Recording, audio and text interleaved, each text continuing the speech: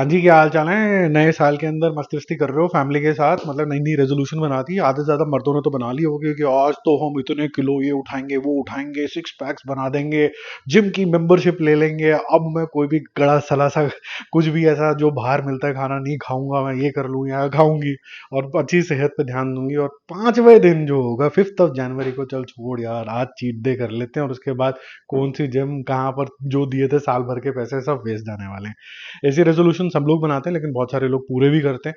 मैं भी कुछ रेजोल्यूशन बना रहा हूँ और वो मूवी शूवी के चैनल के ऊपर होगी। देखो, मेरे को बहुत सारे लोगों ने बोला ये चीज़ कि कहीं ना कहीं ना सबका लगाव है हिंदी सिनेमा के साथ, और वो जब लगाव होता है तो गुस्सा भी आता है, यार कुछ नया इनोवेट क्यों नहीं कर रहे हो, ये सब क्यों नहीं कर रहे हो। अब किसी को सोते हुए को जगाने का दो तरीके होते हैं मेरे समझ के हिसाब से। एक, साले तू तो बस का ही नहीं है, और फिर वो जिस तरीके की ट्रोलिंग होती है आपको पता ही है, बताने की जरूरत नहीं है। या दूसरा तरीका होता है कि ब्रिंग बैक द गुडनेस।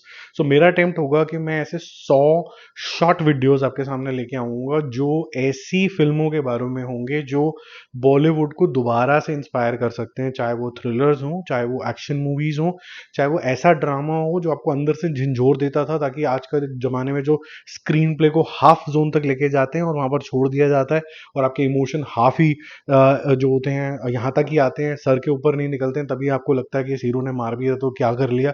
तो वो जो बातें हैं, ये सारी चीज़ें वो दोबारा से जीने के लिए ये शुरू करेंगे। मेरे को बड़े दिनों से एक मेरा भाई हैं जो बोल रहे हैं कि भाई बड़े मियाँ छोटे मियाँ का रिव्यू करो, वो भी एक मूवी होगी 100 में से, तो वो मैं शुरू करूंगा, कल से शुरू करूंगा।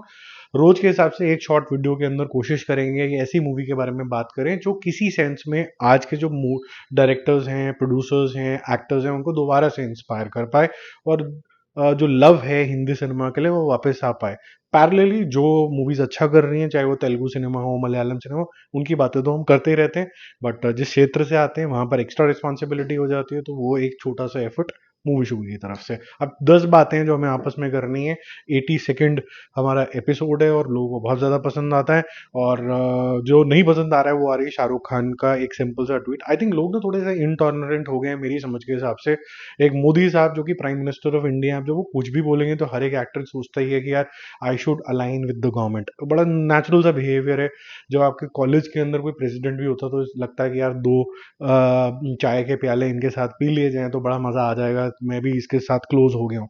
तो world audio visual entertainment summit हो रहा है 2025 के अंदर, तो मोदी साहब ने कोई ट्वीट करा, शाहरुख साहब ने भी कर दिया कि जी I am looking forward to it. जैसे ही बोला लुकिंग फॉरवर्ड टू इट, तो लोग पड़ गए कि भाई डॉक्टर मनमोहन सिंह के टाइम पे तो आपने कुछ नहीं बोला था। जब उनकी डिमाइस हुआ था तो आप कुछ बोल देते कि वो कितने अच्छे प्राइम मिनिस्टर थे, या फिर फाइनेंस कितने अच्छे से हैंडल किया कंट्री का, कुछ बोल देते। वो आपने कुछ बोला नहीं, लेकिन आपने यहाँ पर करंट गवर्नमेंट को almost in so many words लिख करने के लिए आ गए। और फिर कुछ सपोर्टर्स SRK के आ गए कि यार उसकी मर्जी, वो जो भी बोलना चाहे। देखो मेरे ख्याल से तो, अगर मैं न्यूट्रल तरीके से बोलूँ, मर्जी तो देखो इंसान की खुद की है कि उसको क्या करना है सोशल मीडिया के ऊपर, तो ज़्यादा तो आप गवर्न नहीं कर सकते हो।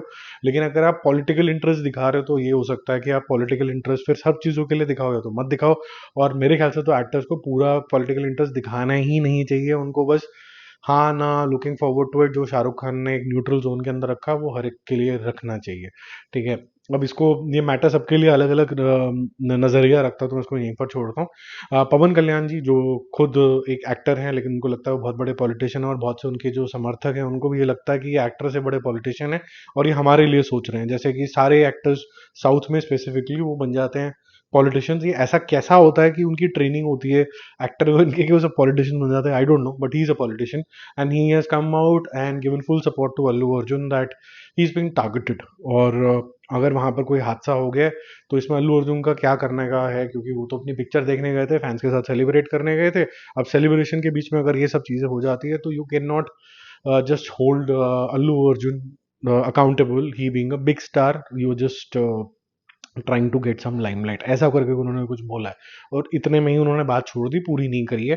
तो अपने आप इंटरप्रिटेशन लगा लो कि मैं क्या बोलना चाहता हूँ। तीसरे नंबर पे जो लोग साउथ इंडियन मूवीज के बहुत ज़्यादा प्रशंसक हैं, they really like south Indian movies, और उनको लगता है कि अच्छी बन रही हैं आज के टाइम के हिसाब से।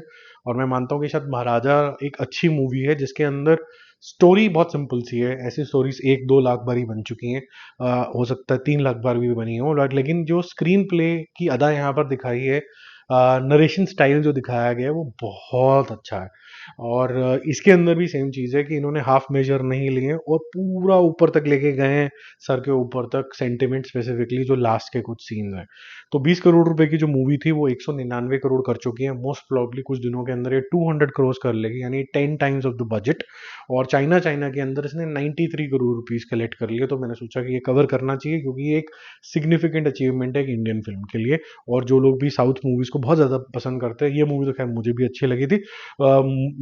Story as usual, screen play brilliant. Fourth number पे हम बात करते हैं सिकंदर के, कि जी ये रीमेक है और ये सरकार का रीमेक है।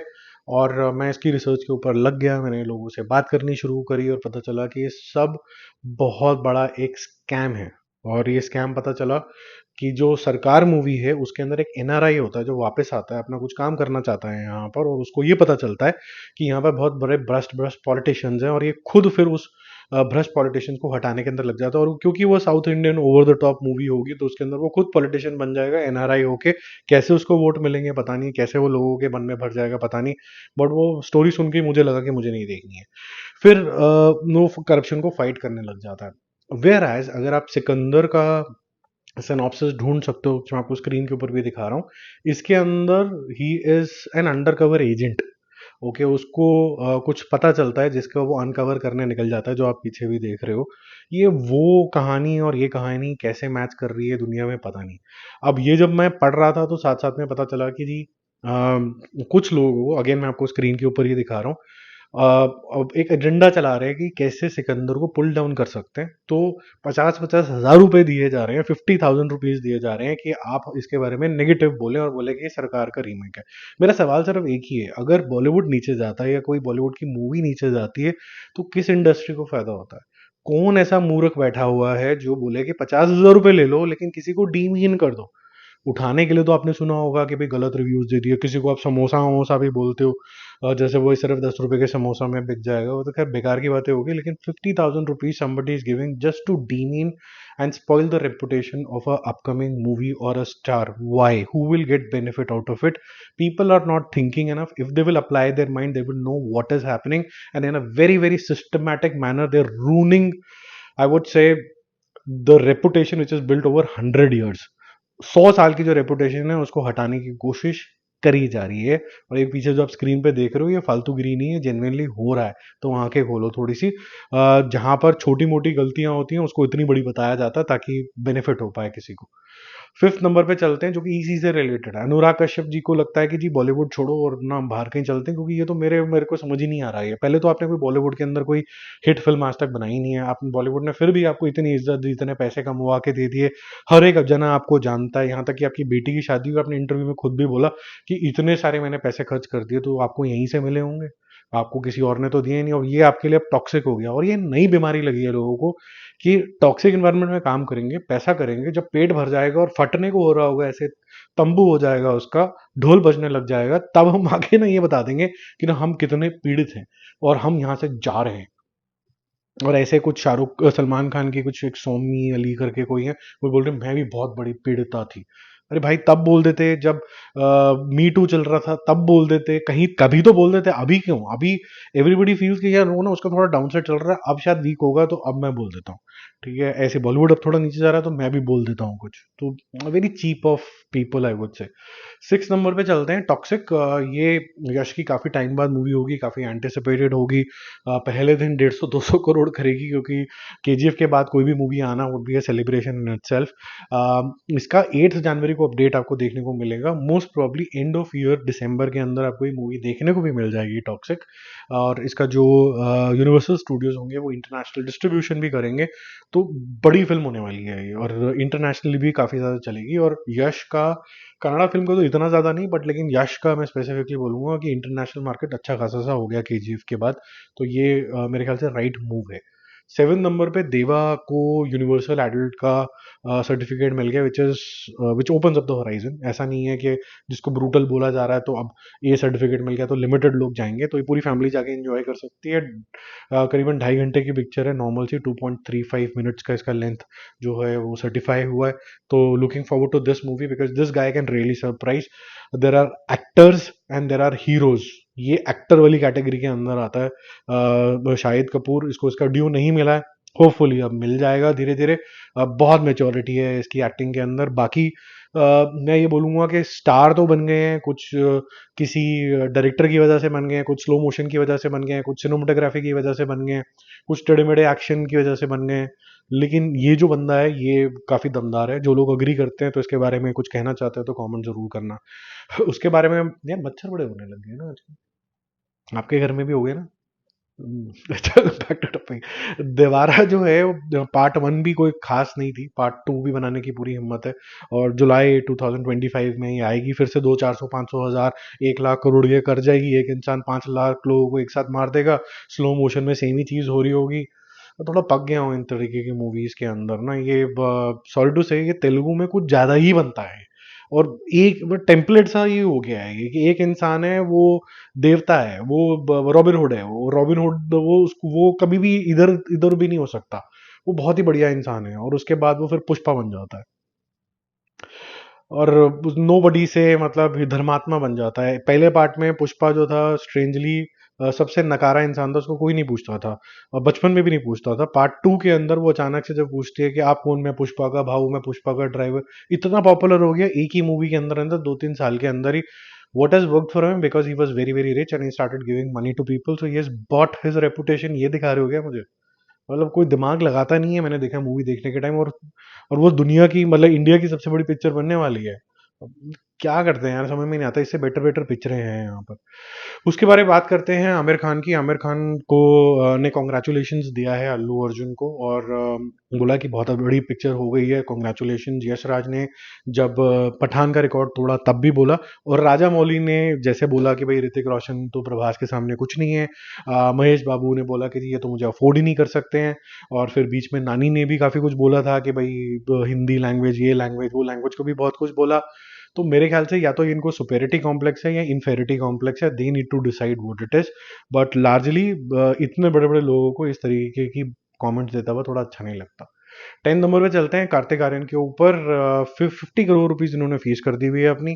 करण जौहर साहब ही दे रहे हैं 50 करोड़ रुपीज। मेरे ख्याल से जब आप बड़े स्टार्स को इतनी बड़ी बड़ी चीजें देने लग जाते हैं, और कार्तिक आर्यन भी चलो लेट्स सपोज बड़ा हो गया है, तो उससे क्या होता है ना कि आपके पास फिर से मूवी के ऊपर बर्डन आ जाता है। मैंने लास्ट वीडियो बनाया था कार्तिक आर्यन की सक्सेस के ऊपर, और one of the highlights was कि उसने अपनी फीस जो है ना बड़ी एक एक प्रोड्यूसर फ्रेंडली रखी हुई थी, बॉक्स ऑफिस फ्रेंडली रखी हुई थी कि 25-26 करोड़ मैक्सिमम लूंगा। 100 करोड़ पार करते ही मूवी जो है प्रॉफिट जोन में जानी शुरू हो जाएगी। अगर 50 करोड़ आप ले लोगे, 100 करोड़ पिक्चर की लागत हो जाएगी, तो 150 करोड़ में बन गई पिक्चर। अब 150 करोड़ वाली पिक्चर को काफी बर्डन आ जाता है बॉक्स ऑफिस के ऊपर करने वाला, और हिंदी फिल्म इंडस्ट्री में 100 करोड़ करने वाली पिक्चरें ही बहुत कम रह गई हैं। ठीक है, तो वो ये थोड़ा सा सोच के करना चाहिए आई थिंक। आयुष्मान खुराना, राजकुमार राव, ये सारे लोगों का अम्बिशन अल्टीमेटली यही होता है कि पहले 2-4 करोड़ ले लें, फिर हम इतने सारे करोड़ ले लें। और इतने सारे करोड़ के बाद जब वो वाला स्वैग नहीं मैच कर पाते हैं, कि जैसे इंडस्ट्री में एक चलन चली गया है, सब लोग बोल रहे हैं इस बात को कि where is that one guy who's walking in and all the attention is on him, like a Sanjay Dutt और अ सलमान खान और a Shahrukh Khan. Where are these guys? मतलब there are boys amongst men and men are very few. So ये वाली बात हो जाती है, और वो बात सही भी है कि वो जो ऑरा वाले जो मैंने वो दिखते कहाँ हैं आजकल। Sunny Deol walking into the room, you would only see him, you will not see और स्पीक टू समबडी एल्स। ठीक है जी, चलो फिर जल्दी मिलते हैं और रिव्यूज अपडेट के साथ। कुछ और कवर कराना चाहते हो तो जरूर बताना मुझे। और जो सेलिब्रेशन ऑफ बॉलीवुड मूवीज है इन शॉर्ट वीडियोस, वो मैं 100 वीडियो बनाऊंगा इसके ऊपर। कौन कौन सी मूवीज को आप कवर कराना चाहते हैं, अगर आपके दिमाग में है कि जी ये थ्रिलर जरूर कवर करना, ये एक्शन जरूर कवर करना, ये कॉमेडी तो मतलब आज भी बेंचमार्क है, ये अगर आप कमेंट बॉक्स में डाल पाए तो बहुत अच्छा हो जाएगा। Bye bye.